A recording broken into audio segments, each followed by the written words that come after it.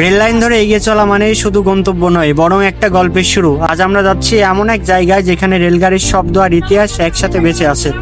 এই সেই পাখি রেলওয়ে স্টেশন, অনেক পুরনো, অনেক ক্লাসিক, অনেক গল্পের সাক্ষী। টিকিট কাউন্টারে মানুষ এখনো দাঁড়ায়, সময় যেন এখানে থেমে গিয়েছে।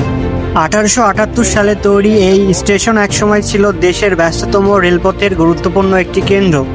কাঠের বেঞ্চ, পুরনো ঘড়ি, সাদা দেওয়াল, সবকিছুতেই যেন ইতিহাস ঘুমিয়ে রয়েছে।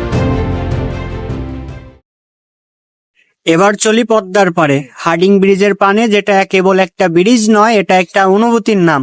1915 সালে ব্রিটিশরা তৈরি করেছিল এই রেল সেতু।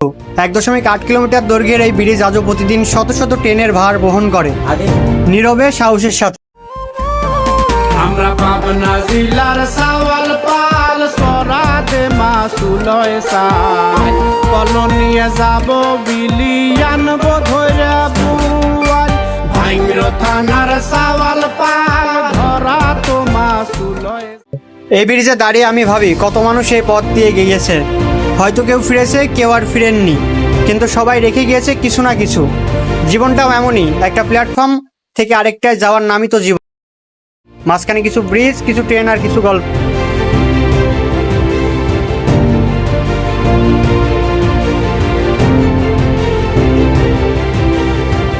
এই ছিল জার্নি জটের 2য় নম্বর পর্ব। আজকের মতন বিদায় নিচ্ছি এখানেই, দেখা হবে পরবর্তী কোনো পর্বে।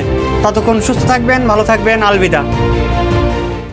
থানার সাওয়াল পাল ধরা তো মাসুলয় যা মাহা খাবো আম দিয়ে দুধ